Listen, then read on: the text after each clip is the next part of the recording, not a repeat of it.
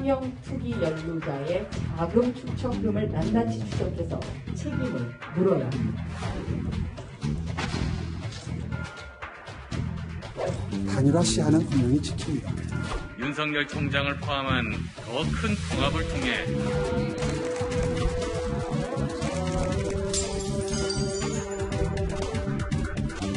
검수 완판이라고 하는 것은 부패 완판으로서 헌법 정신에 크게 위배되는 것입니다.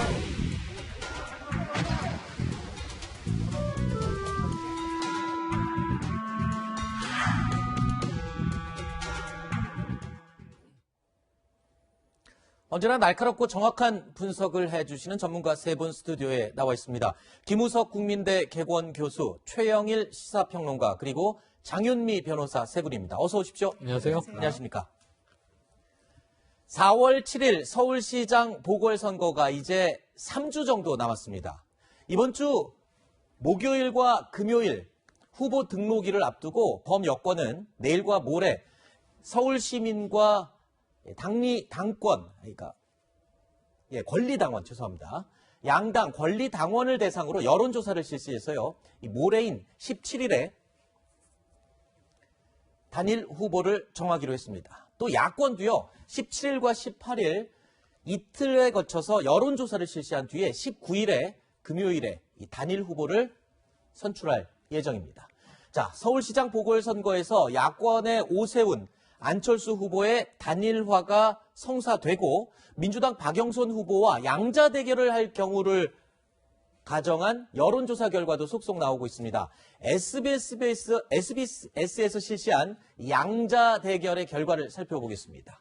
자, 박영선 후보와 오세훈 후보 이 두 사람의 양자 대결이 됐을 경우에는 박 후보가 35%, 오 후보가 이 42.3%로 이 두 후보의 차이는 7.3%로 나타났습니다. 자, 그리고 박 후보와 안철수 후보의 가상 양자 대결에서는요, 박 후보가 33.6%, 그리고 안철수 후보가 45.4%로 두 후보의 차이는 11.8%포인트 차이로 나타났습니다. 자, 야권에서 단일 후보로 누가 나오든 민주당 박영선 후보를 오차 범위 밖에서 이기는 것으로 지금 여론조사 결과가 나왔다. 지금 그런 결과인 거죠? 네, 맞습니다. 지금 여러 여론조사에서 그런 식으로 나오고 있는데 사실은 박영선 후보 같은 경우는 외로운 싸움을 하고 있어요. 지금 계속 이렇게 밀리는 게 야권에 있어서의 컨벤션 효과, 경선 과정에서 컨벤션 효과가 있었고 요새는 LH 직격단을 맞았죠. 그래서 네. 박영선 후보가 특검까지 제안하는 후보가 특검 제안하는 건 좀 특이하지 않습니까? 네. 그렇게까지 굉장히 급한 상황이었는데 여기에서 이런 게 여권 박영선 후보뿐만 아니라 야권에서도 큰 영향을 주고 있어요. 지금 야권 후보 단일화에 어떤 영향을 할까 이게 네. 사실은 굉장히 중요한 관심사 아니겠습니까? 사실은 비등비등한 상황에서는 후보 단일화 가능성이 많아져요. 그렇죠. 거기다 플러스 3자 대결에서 여당이 이기면은 단일화 가능성이 더 커지죠. 네. 그런데 지금은 3자 대결에서도 승산이 있는 걸로 보이거든요. 네. 그런 경우에 있어서 단일화가 혹시 물거품이 되지 않을까라고 네. 하는 우려들이 있는 거고 네. 그런 면에서 지금 삿바 싸움이 날선 신경전이 되고 있다라고 하는 걸 보여주는 것 같습니다. 네. 야권 단일화 없이 이 3자 대결의 경우 조금 전에 잠깐 언급을 했었는데 이 경우도 한번 살펴보도록 하겠습니다.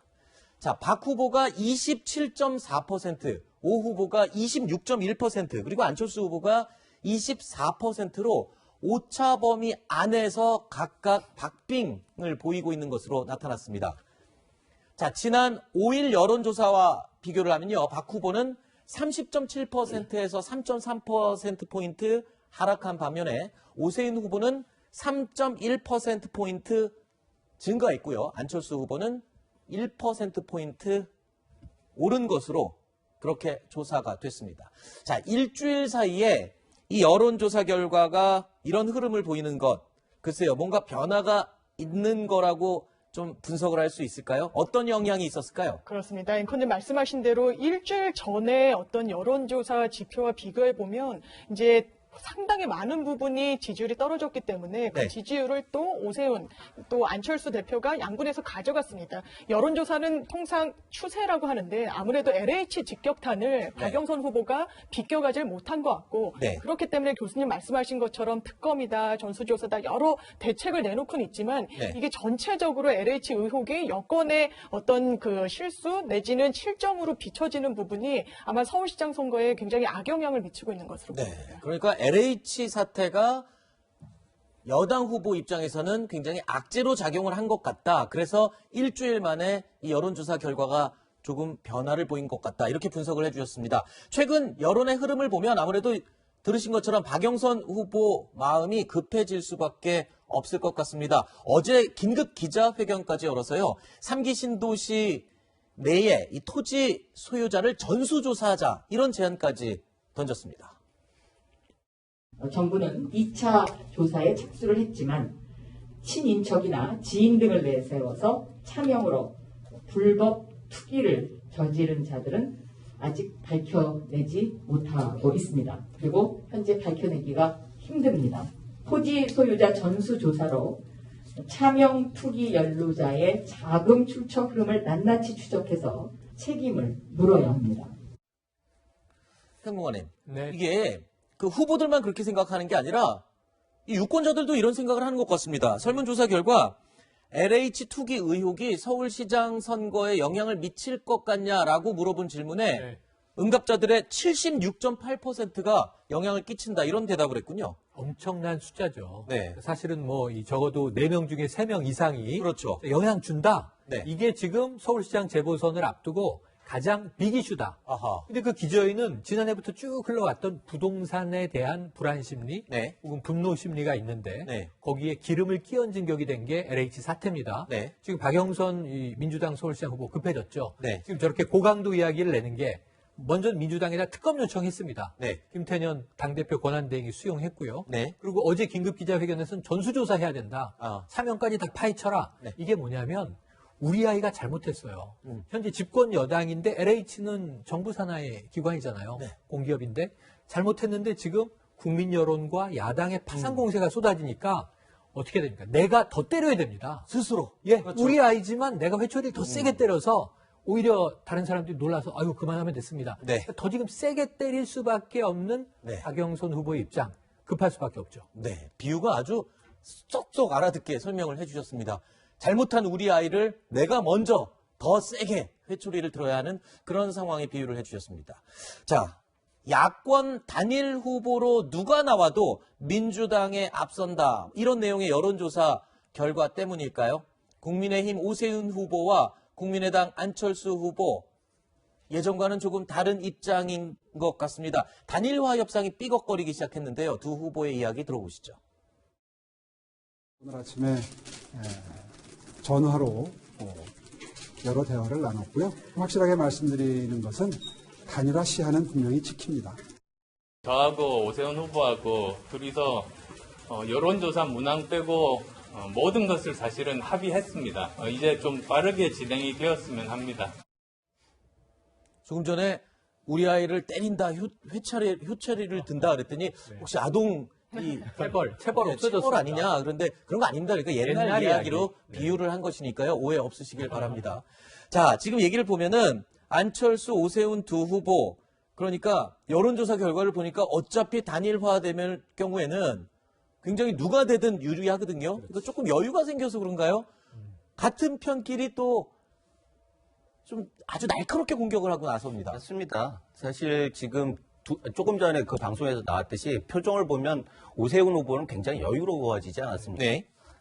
반면에 안철수 후보는 얼굴이 좀 가렸지만 좀 네. 초조한 느낌이 들어요. 그런 면에 있어서는 확실하게 둘이 온도 차이가 있다. 사실 초기에 단일화 논의가 있을 때만 해도 네. 이니셔티브는 안철수 대표가 가지고 있었습니다. 네. 그런데 지금 3자 대결에서도 오세훈 후보가 3자 대결에서도 거의 비등비등한 결과가 되기 때문에 오세훈 후보 같은 경우에는 이런 추세라고 하면 3자 대결도 이길 수 있다라고 하는 자신감이 있는 것 같고 네. 안철수 후보는 이러다가 다음에 어떻게 될지 이라고 하는 불안감이 있을 거예요. 이런 경우에 있어서 안철수 후보 같은 경우에는 당당하게 차기를 위해서라도 반전을 위해서 또는 그 이유를 위해서라도 결단을 내리는 게 필요하다고 봅니다. 사실은 네. 입당을 해서라도 뭐 하겠다라고 했는데 입당에 대해서 계속 소극적이었어요. 그런 면에서 2번을 확장하겠다가 아니라 2번을 달겠다라고 네. 하는 분명한 의사를 좀 표시하는 게 반전과 그 이유를 위해서 도움이 된다. 이렇게 말씀드리겠습니다. 그런데요, 이 여야 서울시장 후보들이 경쟁하는 부분이 또 하나 있습니다. 바로 윤석열 전 검찰총장과 누가 더 가깝냐라는 부분을 두고 경쟁을 하는 것 같은데요. 자, 야권의 오세훈, 안철수 후보 각각 윤 전 총장과 각별한 인연이 있다라면서 서로 다투어 강조하고 있습니다. 간접적인 형태이기 때문에 또 설사 그 내용이 있다 하더라도 말씀드리기는 좀 그분과의 예의상 도리상 말씀드리는 것은 좀 삼가야 될 것 같고요. 아마 대구 지청에 이렇게 좌천되어 있을 때였던 것 같아요. 검사 생활 중에서 가장 어려웠을 때, 그때 서울에서 만났습니다. 야권 후보들이야 윤 전 총장과의 인연을 강조하는 게 어찌 보면 당연해 보일 수 있습니다. 그런데 민주당 박영선 후보마저도 윤 전 총장과의 친분을 과시했습니다. 이를 두고요, 김진애 열린민주당 후보가 박 후보를 맹비난하기도 했습니다. 윤석열 총장과 뭐 다른 후보와의 관계를 봤을 때 아마 그 관계와 관련해서는 저하고 가장 편하게 연락할 수 있는 사람일 겁니다. 무슨 뜻입니까? 이거? 맞습니다. 네. 왜냐하면 박근혜 정부 때. 아니 그런데 지금 왜 연락을 한다는 말입니까? 혹시 지금도요? 안철수 후보나 저쪽의 후보들은 윤석열한테 뭔가 콜을 받고 싶어하는 것 같은데 박영선 후보도 그런 어떤 지지를 받고 지원을 받고 싶으셔서 그러는 겁니까? 그건 좀 너무 많이 나가신 것 같은데. 장 변호사님, 네. 그러니까 저렇게 후보들이 자꾸 윤 전 총장에게 러브콜을 보내고 어떻게 좀 친한 척을 과시하는 이런 이유.